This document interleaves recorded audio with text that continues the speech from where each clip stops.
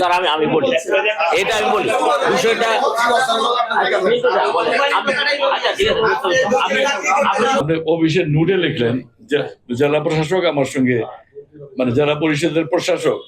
জেলা প্রশাসক আমার কোঅপারেশন করেন কাগজে লিখছেন আমি আমার ডাকে এটা ওদের ইয়েতে বলে দিলাম ওই জহুর এটা বাদ দিয়ে দাও আমরা কারোর বিরুদ্ধে ব্লেম দিয়ে আগে যারা ছিল ব্লেম দিয়ে আমরা কাজ করতে থাকবো এখন আমাদের কি কাজ করা সেটাই করতে হবে আর কি দ্বিতীয়ত আপনি একটা জিনিস আমি বলি আপনি ভালো মানুষ অনেকেই জানে যে আপনার পয়সা টয়সা নেন না কিন্তু আপনার যে মানে আপনি একটু এক্সিবিট হইলেই অন্যের বিরুদ্ধে আপনি কুচ্চারণা করেন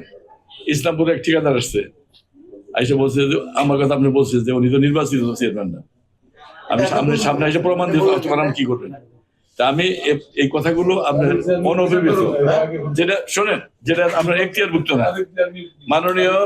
আপনি যদি তাকে নিয়ে আসেন আমি হয়তো আমাকে নিয়েও কিছু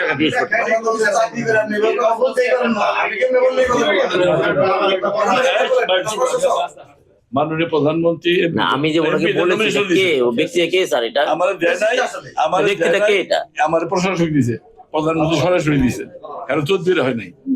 এখন আপনার সাথে তো আমার কোনো ইয়ে নাই মানে আপনার সাথে আপনি ডিসিশন যদি কাজ না করতে পারে থাকেন আগে যারা প্রশাসক ছিল আপনি 23-24 অর্থ বছর পুরাটাই মায়ের আপনি 2 বছর ধরে আছেন ডিসি আপনি ফাইলে লিখছেন জেলা প্রশাসক ফাইলে তো লাগি না এটা আপনাদের আমি আমি আপনার লেখ পাঠাচ্ছি সই করার জন্য আমি কাটিয়ে দিতে বলছি না ওটা যে ইয়ার রেজুলেশনের এর মধ্যে ছিল ওটা সংশোধনের মধ্যে আমি বলে দিয়েছি রেজুলেশন এটা অন্যের বিরুদ্ধে অভিযোগ আই না হ্যাঁ টেকনিক্যালি যে ইঞ্জিনিয়ার সব যে ভুলগুলো করেছে তাকে সুগজ করা যেতে পারে সরকারি চাকরিতে আছে তার বিরুদ্ধে লিখছি তো আমরা সেটা অলরেডি পিএলএ চলে গেছে সব দিয়ে আওতায় আনতে পারে ঘটনা তো এই ব্যক্তি যে ইঞ্জিনিয়ার ছিল সে অলরেডি চলে গেছে আমরা কি জেলা প্রশাসকের দায়িত্ব তার জব দিয়ে বলতে পারবো এটা উনি করেন না এই জন্য কাজটা স্থবাকার হয়েছে যে আপনি এগুলো যদি বলেন সকালে শুনলাম একজনে বললো যে বলছে যে প্রশাসক আর আমাদের সার্ভেয়ার আমাদের জেলা পরিষদ ডুবাই দিব আরে বাবা না স্যার এটা উনি যেটা বলছেন আমি বলি এখানে মানে ইয়া সাহেব ছিলেন আমি বলেছি যে আমাদের নিয়ে উনি ডুবাবেন আমাদের পুরা ইয়াকে আমি কেন হলো এটা কারণ হলো যে আজকে সকালে এই মুস্তাফি সাহেব এক মিনিট বলেন মুস্তাফি সাহেব বলেন ঘটনা হলো আমি আর ভাই প্রথম ঢুকছি ঢুকার পরে যুগন ভাই ঢুকছি যাই হোক ঢোকার পরে আমরা আমার এই যে একটা প্রকল্প 18 মাস আগে আমি সাবমিট করছি মামা আপনার মসজিদে নামাজ পড়ে বাড়ি বললাম মামা যে আমার একটা মাদ্রাসার প্রকল্প স্যারে বলছে নিবন্ধন ছাড়া টাকা দেওয়া যাবে পরে আমি 10,000 টাকা দিয়ে ঢাকা মুহাম্মদপুর এই তালিমুল কোরআন শিক্ষা বোর্ডে যাইয়া এটা নিবন্ধন করে নিয়েছি আইনে আজকে স্যার এত দিই স্যার বলে যে উত্তম বাবুর কাছে দেন পরে কথা হলো যে 18 মাস আগে প্রকল্প সাবমিট করলাম এখনো পর্যন্ত চেক পাই না ইন্দা ছোট ভাই মহতামিম সবাই আমার বন্ধু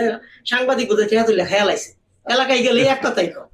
আবার ওই যে রবিকুল মিয়া ভাই বকুল চেয়ারম্যানের বাইক না যে বাড়িতে আপনি গেছিলেন মন্ত্রী থাকা অবস্থায় আমার জানাতো ভাই আমাদের বাড়িতে তো মামা 2 বার গেছে আমার মামা মুক্তিযোদ্ধা ছিল ওবায়দুল্লাহ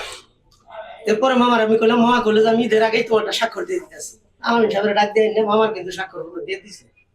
পরে উনি কইলেন যে নিবন্ধন ছাড়া চিঠি আইছে দেওয়া যাবে না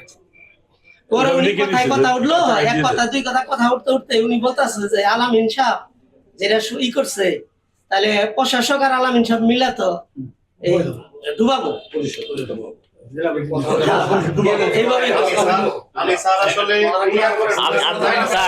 আমি বলি স্যার আমি বলি এটা আমি বলি বিষয়টা আচ্ছা ঠিক আছে আপনি এটা যুব সাহেব বলার পরে আপনি বললেন না না শুনে এটা যুব সাহেব আপনি বলেন এটা না শুনুন একটু আপনি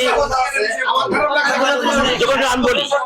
আপনি যখন এটা আমাকে বললেন না আপনি যখন এটা বললেন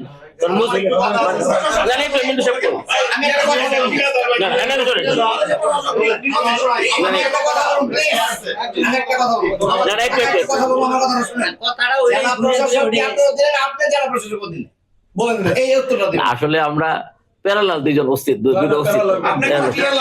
আমি বলি এটা হলো উপজেলা মানে উপজেলা নির্বাহী অফিসার আর হলো আপনার আপনার উপজেলা পরিষদের চেয়ারম্যান এই যে অস্তিত্ব আমাদের অস্তিত্ব এই প্যারালাল দুটো অস্তিত্ব বুঝছেন বিষয়টা এটা এই আচ্ছা আমি অর্ডার দিছি স্যার আমার সবাই অর্ডার দিছে আপনি ওটা কি করবেন না করবেন না